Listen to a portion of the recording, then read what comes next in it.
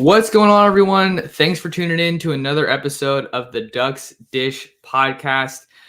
If you're new here, I'm your host, Max Torres, publisher and lead editor of Ducks Digest, covering the Oregon Ducks for Sports Illustrated on Fan Nation. We are coming to you live from beautiful Eugene, Oregon. Whether you guys are joining us over on Apple Podcasts, Spotify, or here live on YouTube at Oregon Football Max Torres, thank you so much for taking some time out of your day to talk some Ducks with us. We are so glad to have you here. If you guys are watching on YouTube, definitely go ahead and hop in the live chat section and throw some questions my way, throw some comments my way.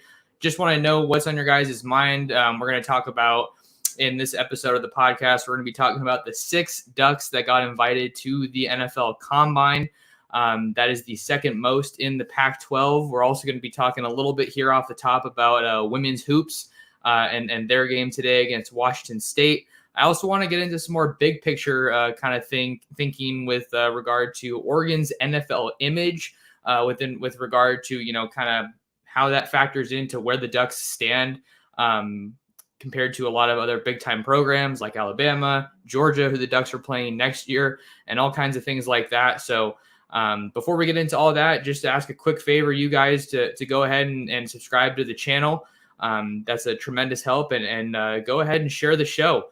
That's just a big help for us, and it helps us keep doing what we're doing and getting the podcast and our content in front of more people. So with all that being said, we're going to start off today's show talking about Oregon women's basketball. The Ducks got a huge win on the road over Washington State. They went out to Pullman, and here's the box score. They get a huge bounce back win after a really rocky trip in the desert. They won by a score of 83-30.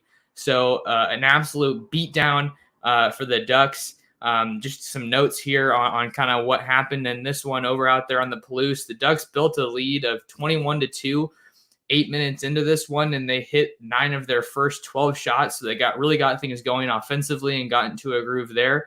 But, it was really a complete effort because the Ducks really clamped down on defense to start this one out. Washington State didn't score for about the first 2 minutes of the game. And then here's a crazy number that really stands out.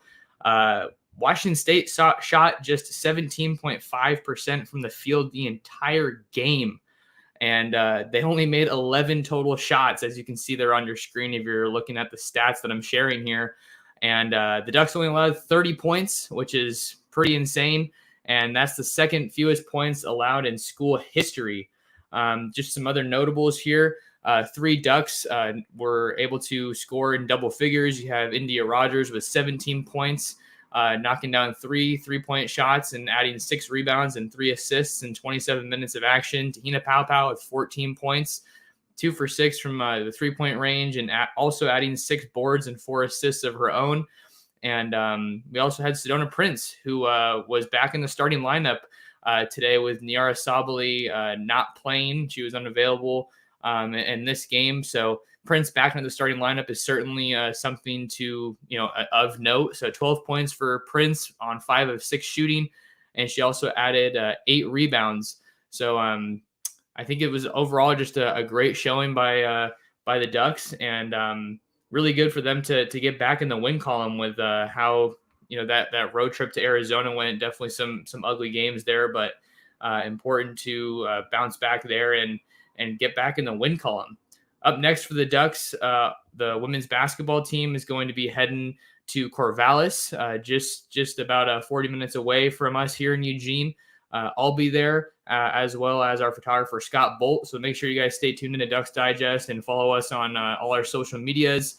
That's at mTorres Sports for me, at Scott Bolt Photo for Scott. I believe that's his handle on both Instagram and Twitter. But definitely make sure you're giving Scott a follow over on Instagram. He has amazing work and is really talented with the camera. And then we obviously post a lot of his photos over on our Instagram at Ducks Digest. So wanted to hit on some women's basketball to start off here, because we do, we're an all-inclusive Ducks podcast. We're not just talking football and football recruiting. And then I'll also of note, we got some men's basketball coming up here. The Ducks welcome the Stanford Cardinal to Matthew Knight Arena in Eugene tomorrow. tomorrow being Thursday, depending on when you're listening to this. We're recording it on Wednesday. So the Ducks are coming off 2 really big wins. Finally got that win over Colorado on the road in Boulder for the first time in program history, with Colorado obviously being a more recent addition to the Pac-12 conference. They won that one 66-51 last Thursday. And then over the weekend, they beat Utah in a much closer game out there in Salt Lake City, 80-77. So Ducks get Stanford at home. Some of the guards have really been playing well over the past little stretch here. The guards being, Will Richardson, Davion Harmon, and Jacob Young. So Ducks and Dana Altman looking to stay hot, welcoming Stanford to town on Thursday. And then the Ducks also get Cal on Saturday. Another little basketball note that's worth mentioning, 5-star forward Mookie Cook is going to be in town for an official visit. He's one of the top players. I believe he's a top 5 player in all of the whole country in the 2023 class. Another thing that's important to note with him is he's originally out of Oregon, out of Portland Jefferson High School, where the Ducks got 2022 safety signee Trajan Williams, but now he's playing his high school basketball out in Arizona. But he's one of the biggest names in all of high school basketball, and he's going to be here in Eugene for a visit. So definitely make sure you guys keep an eye on his social media and any updates coming out about him. So wanted to hit on our little hoops updates there to start things off the top. And then now I wanted to talk about some football news. I think one of the more recent little tidbits to hit on here today is Oregon got some pretty significant recruiting news when 2022 athlete Arliss Boardingham out of Birmingham High School in Van Nuys, California, announced his commitment to the Florida Gators. We had Boardingham, we had his recruitment covered pretty extensively here over on Ducks Digest. So you guys can definitely go read some of the stories that we had there on the site. When he was talking about how he really related well with Kenny Dillingham, and he was kind of being viewed and pitched. His recruiting pitch was kind of being used as a hybrid tight end, which I thought would have been a really nice addition for Oregon, since they still need some playmakers on offense right now, particularly at the wide receiver spot. If you look at Boardingham's decision and kind of maybe what he was thinking about and some factors, I think that the path to playing time was definitely probably a lot more direct over at Florida. Oregon's tight end room is really crowded, especially heading into this year. You have some veterans coming back in Cam McCormick and Spencer Webb, as well as Patrick Herbert, who hasn't been healthy for a while. So hopefully you can see some more of Patrick Herbert this year in 2022. And then we also have the freshman standouts, Terrence Ferguson and Maliki Matavao, that are going to be back in 2022. So definitely a really crowded room there. And that's probably the deepest Oregon's tight end room has been in quite some time. And that's just assuming that DJ Johnson moves to the defensive side of the ball, which I think a lot of people kind of think is the right move, given that the Ducks have a need at edge rusher. And like I said, they're so deep on offense. And DJ Johnson was bouncing back and forth last year between both sides of the ball. So with Boardingham off to Florida, I think that it makes a lot of sense just because, like I said, with the play time. And then another thing that I'm interested to get some of your guys' opinions on is kind of how these schools kind of become position U, right? Like you think of Stanford and Iowa as tight end U. Well, Florida's had some really talented tight ends come through. Obviously, you're going to be thinking about Kyle Pitts, who I'm sure was kind of a part of Florida's pitch to him, how he got moved all around. And then you have guys like Aaron Hernandez who came through, and Jordan Reed, both who have had pretty successful NFL careers. So I'm kind of curious, like that's one of the questions I wanted to pose to you guys. Like how much does that kind of factor in, do you think, like, when there is a new coaching staff, right? Obviously Dan Mullen is out in Gainesville and Billy Napier is in, but since there's a new coaching staff, a lot of new faces, how much weight do you think that carries? Does a school still kind of hold on to that title? Like, with Stanford and the whole tight end U situation, David Shaw has been there forever. So I'm kind of curious to see what people think about how much weight that should carry, or how much weight they think that carries in this discussion and, this broader recruiting question. So the Ducks don't have any tight ends in the 2022 class. Andre Dollar flipped to Washington State just before signing day. And then let's see. Yeah, they didn't have any tight ends there. and obviously missing on Boardingham hurts. So the Ducks really just have one pass catcher now in the 2022 class in Lake Oswego wide receiver signee, Justice Lowe. So I think that I talked about this on yesterday's pod when I talked about strengths and weaknesses for Oregon ahead of spring football. Definitely go give that a watch and a listen if you haven't already. But I talked about how Oregon's first line of wide receivers is I think pretty good, even though it's very young. Chris Hudson obviously showed that he's really starting to put it together, as is Troy Franklin and Dante Thornton, Isaiah Crocker as well. And then we'll see what Seven McGee has to bring to the table. But I think that Boardingham could have been utilized in the passing game pretty effectively if he came to Oregon. But that's one of the newer updates that we kind of had, here on Wednesday. Since so much of the recruiting attention is now shifting to the 2023 class, and appropriately so, seeing that those guys are on the clock now. But now that Boardingham is officially off the board, heading to Gainesville to play for Billy Napier and the Gators, the main targets, I should say, for Oregon right now are Josh Connerly, the 5-star offensive lineman out of Rainier Beach in the Seattle area. And then I think a lot of people are also interested to see what happens with Chase Cota. I think with him being an Oregon legacy, the fact that Oregon needs some depth at wide receiver, that's definitely it makes a lot of sense, right? Especially since he didn't, go to Oregon coming out of high school. The Ducks maybe want to circle back around it and try to add him. Seems like the timing's right, but scholarship numbers and, longevity with how much eligibility he has left in the tank, I think also come into play.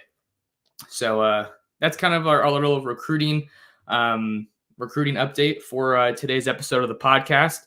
But let's talk about some of the Ducks that got invited to the 2022 NFL Scouting Combine. There were 6 in all. I'm going to talk about each and every one of them in the podcast today. And I also kind of want to hear about maybe some guys that you thought should have gotten invites that didn't. I know one person that kind of came to mind was Jalen Redd, seeing that he was a veteran wideout for Oregon. But the 6 invitees were Kayvon Thibodeaux, Verone McKinley, Devin Williams, Johnny Johnson, CJ Verdell, and Mikhail Wright. So let's start this off by just kind of, I think, talking about Oregon's NFL image. I think it's really interesting to kind of see how that's developed, because let's be honest with ourselves, Oregon's NFL image is nowhere near, I would say, what the blue bloods of the sport, what their image is like, right? You look at Georgia, Ohio State, Alabama, Notre Dame, you could look at them, Oklahoma, they're definitely pumping guys out to the league, I think at a much higher rate than Oregon. But the whole NFL, I think one of the reasons that, NFL production is so important for these programs is it's a huge part of the recruiting pitch for a lot of these guys that come through Eugene for visits. A big part of that equation for them as recruits is which one of these schools is going to help me get to the league, and what better way to pitch that to a recruit than just say, hey, look at all these guys that we've sent to the league. Recently Oregon is, I think, elevating that. Mario Cristobal and the previous staff did a pretty good job of that with 2 first-round picks in each of the last 2 drafts. Justin Herbert at number 6 to the Chargers in 2020. He's been absolutely balling out. And then obviously you have Penei Sewell to the Detroit Lions at number 7 in 2021. And then Kayvon Thibodeaux is next in line, it appears, to be a first-rounder for Oregon. I think he's looking like the most likely lock in the first round. And there's been some headlines of late with Thibodeaux and what some NFL analysts have said about, kind of what he brings to the table. It was Todd McShay, I believe, that kind of said some stuff recently that kind of had some people up in arms. So let me see what I can get to here to kind of put this into better context about what some NFL draft experts are saying about Thibodeaux. Okay, let's see here. Give me just a second to pull this story up. All right. Okay, so I'm just going to read the story. I'm reading it from Bleacher Report from Paul Kasabian. And I think in his story, he referenced what McShay had to say about Kayvon Thibodeaux. So I'm just going to read off of this story and see kind of what McShay had to say, right? ESPN's Todd McShay threw some cold water on the idea that Oregon edge rusher Kayvon Thibodeaux, who who has long been projected as a strong candidate to be the number 1 overall draft pick in the 2022 NFL draft, could even land in the top 5. Reporting from the Senior Bowl in Mobile, Alabama, McShay said there were questions about his competitive fire related to other prospects. And then here's his quotation. I heard a lot about Oregon defensive end Kayvon Thibodeaux, including concerns that he just doesn't play with the same fire as some other top prospects. His ceiling is high, but the floor is lower than what you want for a top 5 pick. And based on a handful of conversations, it wouldn't shock me if Thibodeaux fell out of the top 5. Speaking of which, it was very apparent this week that the top of the draft isn't nearly as set as it normally is at this point. Picks at the top of the first round might be a little more based on team flavor than recent years. And then Thibodeaux quote tweeted, that little tidbit and responded to it on Twitter saying, "Believe in yourself, even if you're the only one." So I think with regard to Kayvon Thibodeaux, he's obviously the best draft prospect for the Ducks here in 2022. He has a very strong body of work at Oregon, but I don't think his competitive fire is definitely, the fire that he plays with rather is worth questioning, because he always left it all out there on the field. I think if anything, my only concern or knock, if you could call it, would be the consistency. He didn't start off the 2021 season the way that he wanted to. After having a dominant showing against Fresno State, he forced that fumble on Jake Haener early in that game. The Ducks were forcing fumbles left and right that game, lots of turnovers. But then he obviously got hurt, missed the Ohio State game, which was a huge game. And I think one that a lot of people didn't really expect Oregon to win, but they did anyway. And then he missed the Stanford game as well. He played. That was the game he got back in the Stanford game. Then he had the targeting call, and then that forced him to miss half of the Cal game. But he had some really big plays in that one, and I don't know if the Ducks win that game without him. If you guys remember how down to the wire that game was in Autzen Stadium. So Kayvon Thibodeaux, I think one of the things I really liked about my time being able to be here in Eugene covering him was obviously his development as a pass rusher, but also in the run game. I think, when NFL, scouts are looking at these prospects, you want to have a guy that really has a complete skill set, all the tools in his box. I think is kind of something on that for the phrase. You don't want a one-trick pony, basically, is kind of what I'm getting at, right? Even the Myles Garretts, the Aaron Donalds, I feel like they're really, really talented, overall players. So I think that's one of the biggest strides that I saw KT take. I think he's going to thrive in whatever locker room that he lands in. But also you have to look at, I think it maybe isn't the worst thing in the world if he does land outside the top 5. I think that it's good, obviously, for Oregon to have a high pick in the draft. But at the same time, it kind of helps him if he's not going to, one of these garbage teams that like the Jets or the Jags or the Lions that are continually drafting really, really high. And one other quick note, just for the folks that are here on YouTube, I wanted to have some kind of video component for highlights, but I don't think if I got KT highlights from Oregon on YouTube, I'm pretty sure I would get a copyright claim on that. So what I thought would be kind of cool, since a lot of these guys are looking at going to the NFL draft, let's rewind the clock a little bit and watch some of their high school highlights to kind of, see what they've, developed from, right? So here's Kayvon Thibodeaux's junior season highlights. I couldn't find the senior ones, but came out of Oaks Christian, obviously in Southern California, just an absolute beast. I think one of the videos that really comes to mind when I think of KT's high school career is when he was playing against Calabasas, which is the home of former Oregon wide receiver Micah Pittman. And he just got in Pittman's face during the pregame handshake and was just saying, "Wish you the best, baby." And he was just super fired up. So I think he's an awesome competitor. You saw how much of an impact that he had at Oregon, how offensive coordinators had to scheme around him, and really had his coming out party in 2019 against Utah in that Pac-12 championship game. And then 2020, I thought he was pretty solid. So I think that just the consistency would probably be one of the biggest things that stands out to me. But he's obviously incredibly athletic, has a really high motor, and a fast first step. So Kayvon Thibodeaux is critical, I think, to Oregon, just because of how much he's elevated himself and the Oregon brand.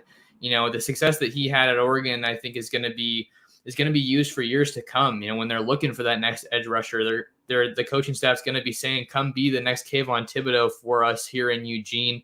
I know for a fact that was a pitch that was being used on Cyrus Moss, or for Cyrus Moss rather, before he ended up in Miami. But the coaching staff was saying, come be the next Kayvon Thibodeaux. So hopefully Oregon can, hopefully for Oregon's sake, Kayvon Thibodeaux can be another success story in the NFL. And that'll, him being drafted will be 3 straight years with the first round draft pick for the Ducks. And I think he's another guy that, talking about the combine, since he got invited today, I don't know if he'll do all the drills. I think some people tend to be a little selective depending on, what their situation is. But he's obviously a freak athlete, and I feel like he'll test well. I think the last that I saw him for kind of what he was listed was probably in the 6'5" range and 245, 250 around there. So Thibodeaux, I think, a lot it's very important, his future in the NFL for the success of the Oregon program on the recruiting trail and just how they're viewed, their NFL image, kind of like I was saying off the top here. But he was such a fun player to watch at Oregon. I think when he was back on the field against Cal, people were just getting super fired up. And for Arizona as well. I know that was a big game that people got excited about, because I think that was his actual return after getting hurt against Fresno State. He got 7 to 10 snaps, I want to say. And man, Austin was just electric when KT was back on the field. So he's going to be exciting to see. I don't know what the latest mock draft had him at. Maybe I can check that out right now and see what analysts have him, where they have him going rather. Mock draft 2022. All right, let's see what. Trying to find the most recent one. So give me a second here. Maybe I can find one that's more updated. No, that's not what I'm looking for.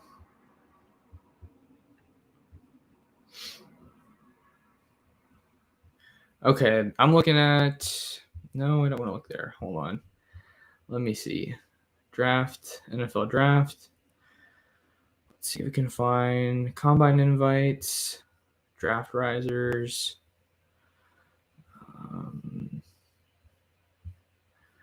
All right. I don't know why this is.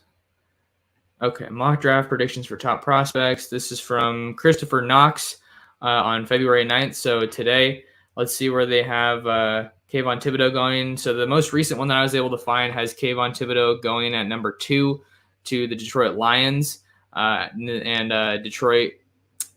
Jacksonville taking Evan Neal, the offensive tackle out of Alabama, with the number 1 pick. So number 2 would definitely be tough. I mean, it'd be just because the Lions aren't a very talented team, but it would be cool to see him back on the same team as Penei Sewell, and then good on good, iron sharpens iron. Those guys would be going against each other in practice again, and that would only help the both of them. And Sewell was an absolute monster in his first year with the Lions, and I believe he was the top graded rookie offensive lineman in his class. So that's definitely a good sign for Oregon. But I think I've hit kind of most of the points that I have for Thibodeaux. I think that it's really important for Oregon to have a guy like him come through, because you want Oregon to become a destination for defensive linemen. I don't think that they're not. The West Coast isn't really known, I think, for defensive linemen in particular. Certainly not as much as it's known for quarterbacks and running backs, wide receivers, and corners.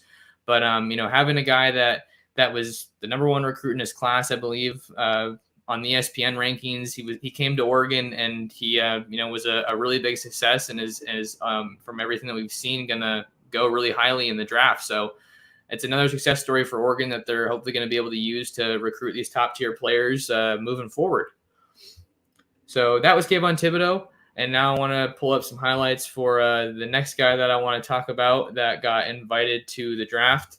So let me see if I can find some highlights from the high school days, just because, like I said, I don't want to get any kind of copyright strike over here on YouTube by using anybody else's stuff. So hang in there while I look for this. The next guy that I want to talk about No, that's not what I was looking for. Or was it?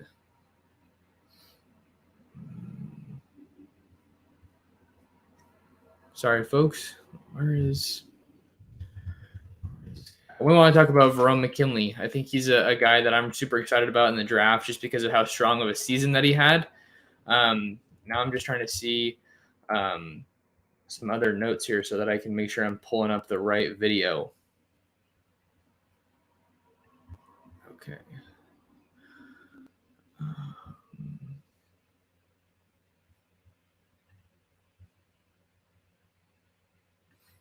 Okay, here we go. All right, so we're going to be talking about Verone McKinley, Oregon's consensus All-American safety. He had an awesome 2021 season. He was tied for the nation's leader in interceptions with 6. I think what I really enjoy about Verone was, I think, we say it all the time. I feel like you hear it said all the time about a lot of guys that come to Oregon, but he was really, really fun to cover at the press conferences. He was one of the more consistent guys that they gave the media availability, to, and he always had a lot of great stuff to say. Super, focused, and a guy that you could tell was the leader of the defense, right? He was the general. That's what everybody called him when he was here at Oregon, and it's easy to see why when you kind of look back on his Oregon career and how he was kind of one of the main leaders of that Oregon defense, along with Thibodeaux, who we just talked about, as well as Noah Sewell. I think Verone McKinley and Bennett Williams playing together was definitely one of the best safety duos that Oregon's ever had. But I think that Verone McKinley was just such a smart player. I feel like he had a really high football IQ. You hear that talked about a lot, and obviously you look at the 6 interceptions that he had. I think that speaks a lot to to him being in the right place at the right time, and the film study. That was another thing that stood out to me. I think I remember Marcel Yates was on the coaches show the week that they were heading into preparing for. Who was the other team that they were playing? Sorry, give me a second here. I think it was the week that they were getting ready to play Stony Brook, because I remember there was a lot of hype around that game, and one of the biggest questions was, how do you respond to having Stony Brook, to playing them after you come off of massive win like Ohio State, right?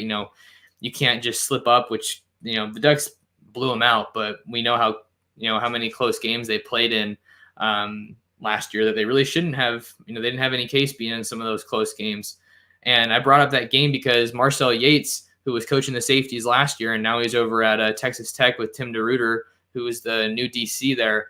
But Marcel Yates talked about when he came in on it was either Sunday or Monday morning after the Ducks got back in town, and he came into his office early in the morning. I think it was 7 o'clock or something, and Verone McKinley was there. He had his notebook. He said, "Hey, I want to start looking at film. I want to start prepping for Stony Brook." So he's just the epitome of the student of the game. I think he just epitomizes that. And I think that there was definitely some of his tackling was a little questionable throughout the season. That he had some missed tackles every now and then. So that's probably something that he wants to work on. But the dude's a playmaker flat out. You look at the interceptions, and he also, I think he forced a fumble on special teams at some point in 2021. So that speaks to his playmaking ability. And I think my favorite play, some of the big plays that stand out to me when I'm looking at Verone McKinley's Oregon career, obviously, I would say the interception that he had against Colorado. I think that was in 2019. I believe, yeah, that was 2019, because the Ducks didn't play Colorado in 2020, but it was in the end zone. The ball got tapped up and batted up in the air, and Verone came in and toe tapped it like a wide receiver in the corner of the end zone. If you guys remember that play, it was definitely one of the best ones of the season, I think, on defense, when the Ducks were just absolutely just dominant on defense. That was under Andy Avalos, Kayvon Thibodeaux's freshman year in 19, Mikhail Wright's freshman year in 19. So Verone McKinley is definitely a talented guy. And then you also have to look at the huge pass breakup that he had, I believe, on 3rd down against Ohio State. I think it was on Jeremy Ruckert, the tight end. It was definitely a bigger pass catcher for the Buckeyes, and Verone just turned. He had a big pass breakup when he laid the hit on somebody. Maybe I'm thinking of the same play, but that was really big. And then he also had a play where he turned his head around and batted the ball away kind of at the last second. And that was big. that Ohio State win is just going to be huge for Oregon moving forward, because they're just going to be chasing that and looking to have that, high level upset again in each of these seasons. So I think Verone McKinley is I'm not too great at draft projections, so I don't know if I want to throw a grade out there, or where I think he might fall. But seeing that he was one of 3 finalists for the Jim Thorpe Award, I think really shows you how much he stands out among the nation's best defensive backs. That's obviously the award. The Jim Thorpe Award is for the nation's best defensive back. So he was a guy that I really enjoyed playing. And I think he really just got better each year. He was, super fiery, played with a ton of passion. And I think that, he's what you want in a safety, and he's going to be kind of the bar that is set for Oregon at safety for years to come. So next up, we're going to be talking about Mikhail Wright, and he came to Oregon in 2019, and I believe he might have been the highest rated defensive back that Oregon's ever signed. Let me look him up real quick just to see what his ratings were coming out of high school. If you guys are watching the live, thanks so much for being here. Hope everybody's having a good night.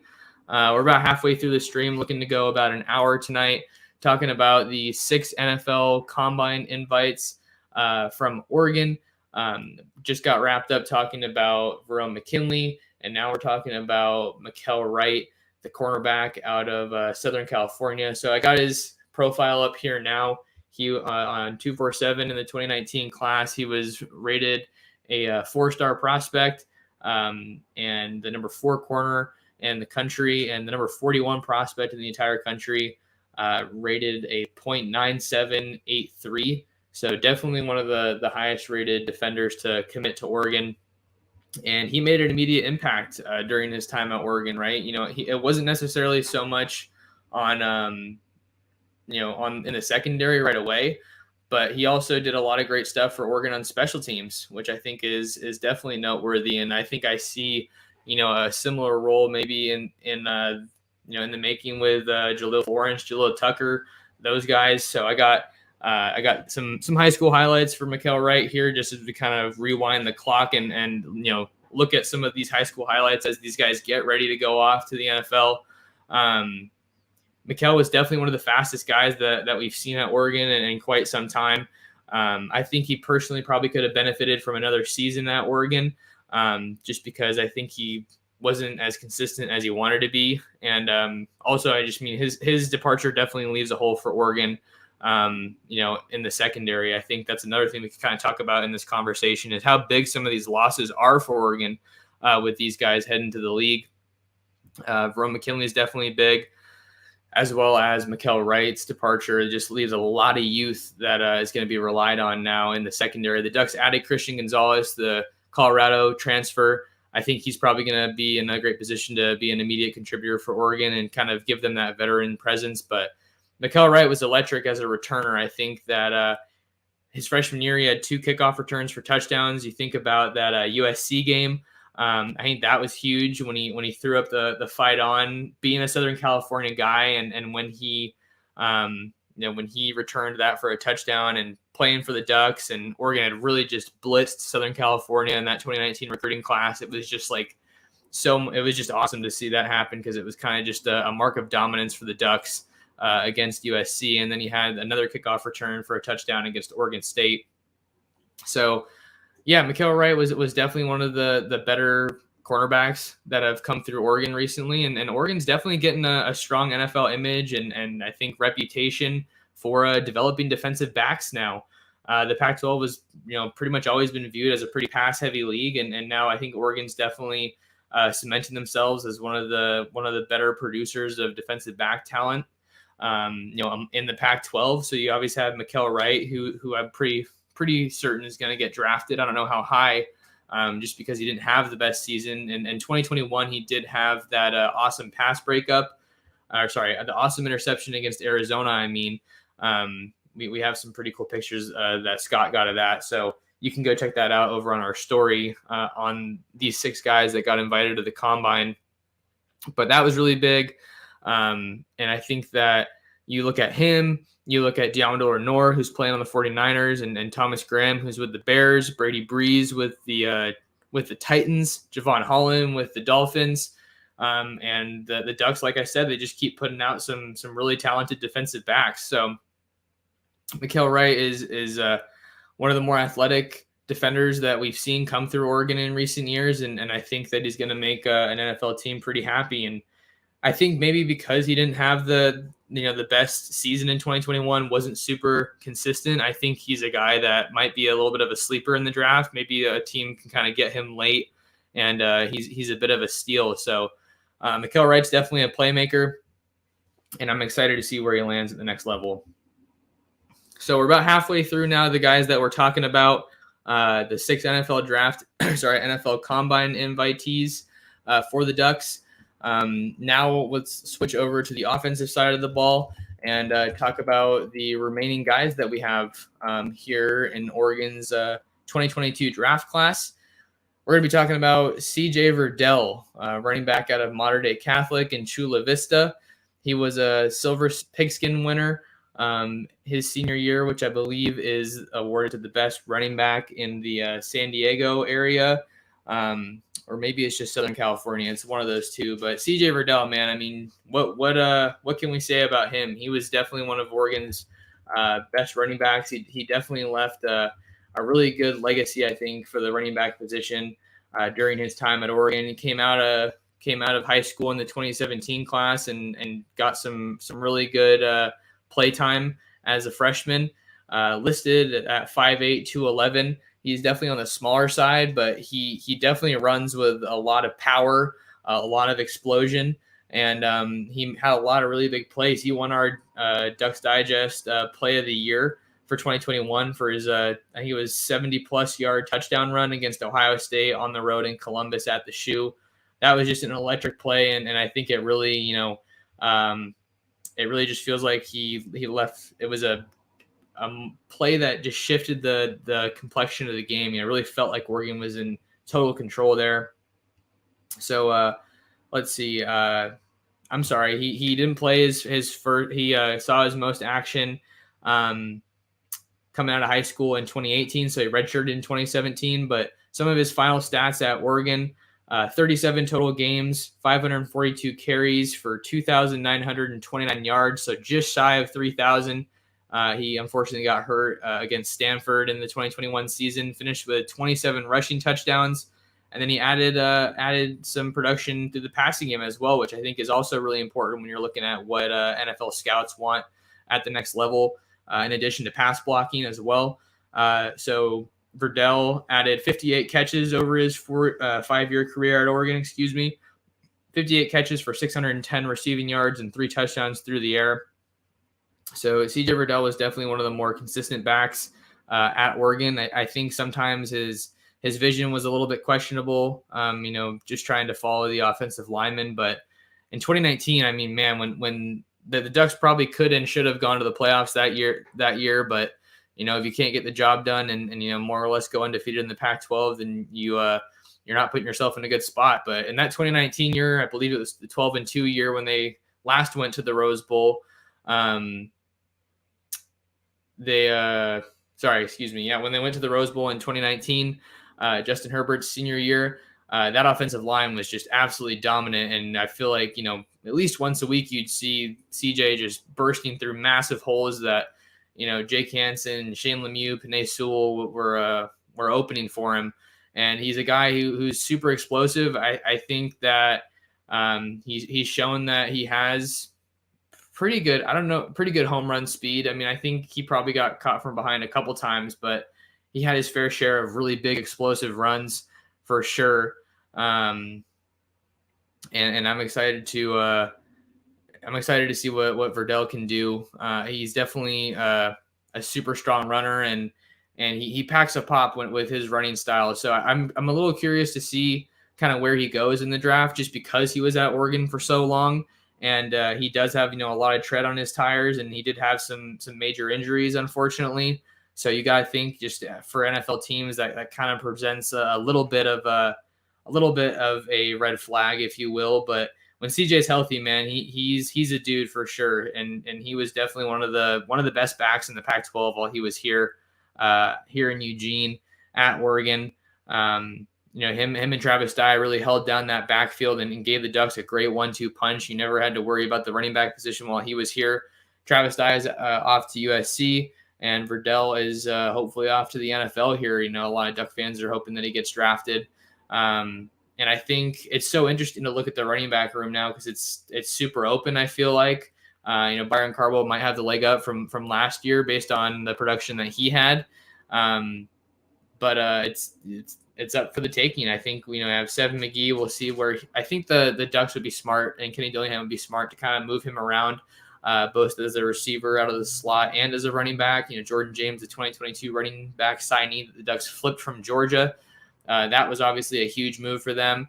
Then Sean Dollars looks like he's healthy and he's ready to attack the year. So super fired up to see what he can do.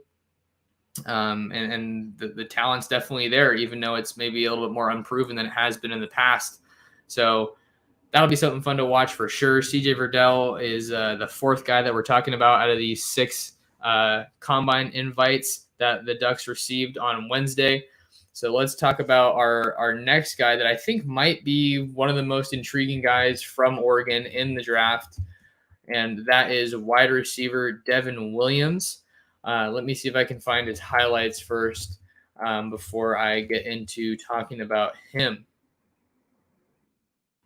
I guess there's a lot of Devin Williams over there on Huddle. So give me just a second and we will find him. So hold on, let's see here. All right, here we go. Devin Williams. All right, Andrew's got some comments, so we want to make sure that we get those up there. Andrew, thank you for joining the show, and thanks for your comment. D-Dub better put up some monster numbers or he's going to regret leaving early. I think it was interesting to see him leave early because I felt like he was just hitting his stride, right, Andrew? I think it felt like he was just starting to become Oregon's go-to wide receiver, a guy that Anthony Brown could just rely on to, kind of throw it up to and make plays in space as well. And he just has a really interesting story because I think everyone thought he was going to go to Oregon coming out of high school, and then he went to USC. And one of the more bizarre commitment videos that I've ever seen, you put that USC hat on and the entire gym was silent because they thought it was going to be Oregon. But he goes to USC and ends up coming to Oregon in 2019, I believe. He spent 1 season at USC. I think, the big thing with him was just the consistency. That was the reason that we didn't see him playing very much until the second half of the season. But he was pretty, he did pretty well when he was getting the ball. I think he was the only guy to have, I believe, multiple 100-yard games against Oregon State. And then you have that big game against UCLA when the Ducks debuted the Ohana uniforms. So I'm trying to pull up some of his stats right now. So in 2021, he had 35 catches for 557 yards and 4 touchdowns. He was the first Oregon wide receiver this season to turn in a 100-yard game at the time.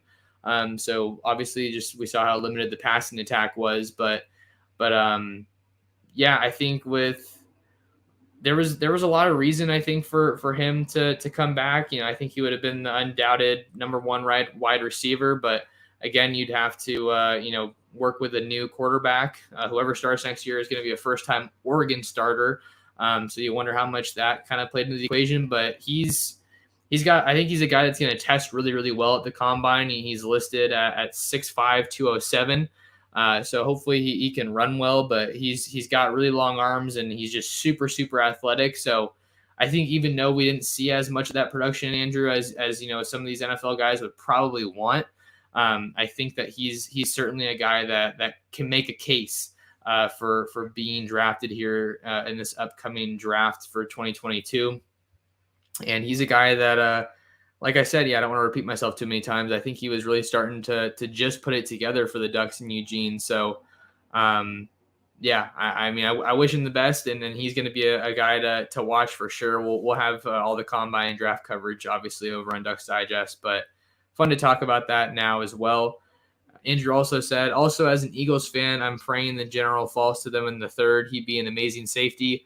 Yeah, I don't know if you maybe were here when we were talking about Verone, but he's someone I'm really excited to see what he can do at the next level, just because of his playmaking skills, his leadership, the passion that he plays the game with, and he's just a hard-nosed safety that I think anybody would want on their team. So, yeah, I don't know a whole bunch about the Eagles, but hopefully he can land in Philadelphia for you, and you'd be happy with that.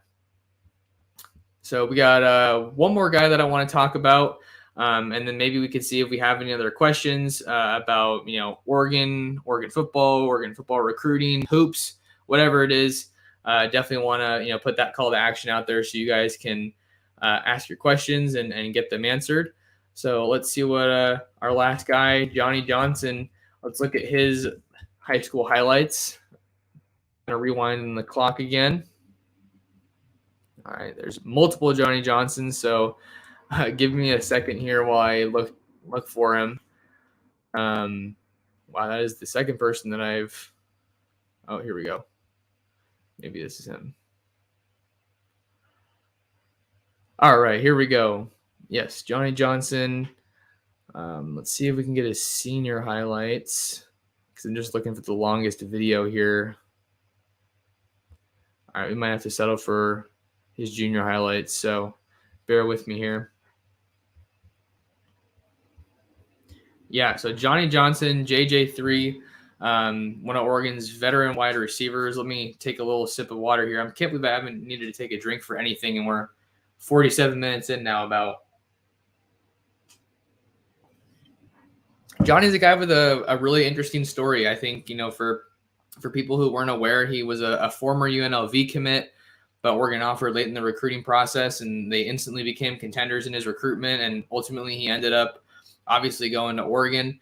And I think when he first got to Oregon, he was really struggling. I think that, it definitely says something about him that he was able to find the field early, but it felt like he was just really having a hard time, reeling in the ball earlier on in his career. But he just kept elevating every year, I felt like, and he kept getting better. I remember he had some really big plays in the Pac-12 championship game against Utah, just carving up the defense. Really, really good route runner. I think his physicality and route running are definitely two of his best traits. And then he also has some playmaking upside as well, when he has the ball and gets some space to operate. I think he was definitely a glue guy with his veteran presence. And I think that how we see these Oregon wideouts, these young guys, the skinnies, right? That Troy Franklin, Dante Thornton, Isaiah Brevard, they go by the skinnies. I think the evolution that we saw from them this year, and then obviously going into next year, I think a lot of that could probably be, owed to Johnny Johnson and, Jalen Redd, a guy who didn't get an invite to the combine, unfortunately. But having those veterans in your room definitely, I think, is a great way to obviously, help teach the game to these guys, these highly, highly touted high school guys, these former All-Americans in Thornton and Franklin, like I've mentioned. So having a guy like Johnny Johnson in your room is pretty invaluable. But I think the work that he put on film is definitely there. I'm going to see if I can get his stats up for the 2021 season, just so you guys can kind of see what season he had and what he brings to the table. Got to plug in my laptop here, so give me just a second while I do that. He had some really nice diving catches during his career at Oregon, and I think he's kind of underrated as an athlete in that regard. But in 2021, he finished with, 25 catches for 311 yards and 1 touchdown. That touchdown came against Fresno State in what would ultimately be his best game of the year, I think. 3 catches for 76 yards and a touchdown. So I think he's pretty polished fundamentally, I think, from my perspective. And I think that's kind of what goes with the, strong route running and why I think he's valuable. If you look at kind of the tradition that Oregon's had at wide receiver, I think, aside from Devin Williams, who I just talked about, they really haven't had, too many like amazing playmakers of late. You look at Dylan Mitchell, who I think came out in 2018. He was Oregon's last 1,000-yard receiver. And I think that receiver might be the position that Oregon, which maybe that's a good question. You guys can answer this in the comments or in the live chat. What position do you want to see Oregon become more known for? I think wide receiver would be huge, just when you look at geographically how much talent the Ducks have access to on the West Coast at wide receiver, especially in Los Angeles. I think that having a better tradition at wide receiver and, producing more wide receivers, so that would really help them if they can have guys like Johnson and Devin Williams get drafted. I think that would be big. Andrew says, JJ kind of reminds me of Cup, good route runner, willing blocker, even if he's not the most physically gifted, speed and size wise. Yeah, I totally agree, Andrew. I think that Andrew's getting all the comments today. But that's some good insight. I definitely agree with that. I think he's pretty technically sound and he can make up for maybe we're not being as explosive or physically gifted potentially with having some really solid fundamentals. And I think that he still has a solid skill set that he brings to the table, but maybe he could be a late round draft selection. Gosh, words are hard sometimes. Maybe he could be a late round draft selection, but I think that he was definitely a fan favorite. I think when he was at Oregon, like I said, just seeing his development, I think was really fun to watch at Oregon after kind of struggling earlier on, but taking a step forward each and every year that he was here in Eugene. But Jalen Redd, maybe we could talk about him because he was someone who wasn't invited to the combine. I think maybe part of that kind of goes with his size because I feel like he might have even had more production than Johnny Johnson. Let me see if I can compare their stats a little bit because I feel like Jalen Redd's production might have even been a little bit better. So in 2021, that definitely wasn't the case. 13 catches for 197 yards and 2 touchdowns. But overall, Jalen Redd in his Oregon career, 131 catches for 1,435 yards and 16 touchdowns. And then for Johnny Johnson, you have 139 catches for 1,928 yards and 15 touchdowns. So actually pretty similar. We just see Jalen Redd Johnny Johnson with about 500 more yards. So it really felt like he was making a push to be a guy who could maybe be 1,000-yard receiver in 2019 when he was with Herbert. That was definitely his best year at Oregon. 7 touchdowns that year. So I think that getting some more successful wideouts is definitely going to be a big help. Have another comment here. I think this was in reference to my question earlier, like what position do you want to see Oregon known for producing? And Andrew says quarterback, because a quarterback can make average wide receivers look great, a la Brady, and there are so many hyper-talented Cali quarterbacks. Yeah, no doubt about it. I think that Nico Iamaleava,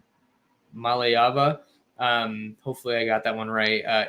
Nico, the quarterback out of Southern California, out of Warren High School in Downey, California, is definitely, I'd say, one of the most sought-after prospects for Oregon here in the 2023 class. And then you also have Jaden Rashada out of Pittsburgh High School. I have an update on one of his teammates coming out here pretty soon. That's wide receiver Rashid Williams, 6'2" wideout that just got offered recently by the Ducks after a workout at Pittsburgh High School when the staff went out to the East Bay and visited.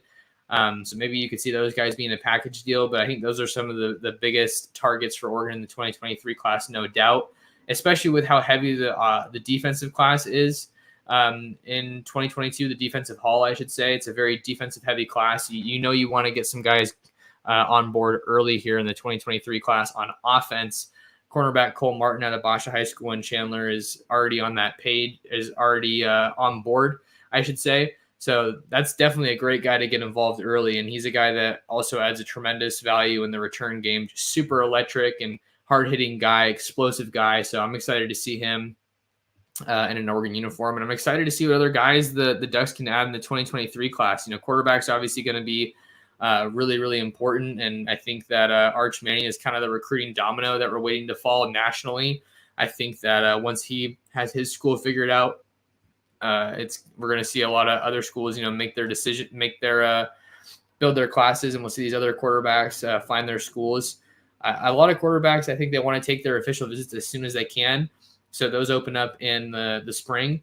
And that's what Jaden Rashada told me when I talked to him recently. So Oregon's in a great spot to get an official visit from him. Him and Nico were both on campus in the last month. So I think that's a great sign for Oregon to get those guys on campus, even while they were trying to finish out the 2022 recruiting class, right? You still got to kind of be everywhere at once if you're a staff, and you can't just be focusing on one class. That's why we saw 2024, 2025 prospects coming in as well for Oregon. So that's definitely going to be big. And I'm excited to see who they can get on boarding at quarterback. In 2021, they had Ty Thompson on in March. And they really took off on the recruiting trail after that. And then in 2022, they had Tanner Bailey, but after the staff change, he decided to open up his recruitment, went back on the market, and ended up at South Carolina. So the Ducks ended up bringing in Bo Nix, the Auburn quarterback transfer. And a lot of people were just really focused on that quarterback battle in spring between Bo Nix and Ty Thompson, Jay Butterfield. Maybe we see the Ducks bring in another quarterback, but I don't particularly feel like that's likely at this point in time. But it looks like that's going to do it for this episode of the Ducks Dish podcast. A big thank you to everyone who tuned in live over on YouTube at Oregon Football Max Taurus. If you guys are here, it would be a big help if you could subscribe to the channel. And then if you guys are listening on the podcasting apps, thank you so much for listening. If you guys want to find more of me, you can find me on Twitter at that name on your screen there, at mtaurussports. I tweet out tons of updates over there, and it's a lot faster than YouTube. But if you are on YouTube, you can also hit the notification bell so that you don't miss any of these lives in the future. So we can interact, and I can answer your questions, and we can just have some good Duck conversation. And then make sure to head on over to ducksdigest.com, where you can find all of our written content. We have a lot of hoops updates up there of late. And then we're going to be covering the Combine, obviously, next month, and spring football whenever that starts up. So head on over there. And then we're also at Ducks Digest on Facebook, Twitter, and Instagram as well. So big thank you to everyone for stopping by and listening to the podcast. I hope everyone's having a good week, and we will be back with another live show, another podcast, probably later this week. So thank you guys so much for tuning in, and we will see you in the next episode. Take care.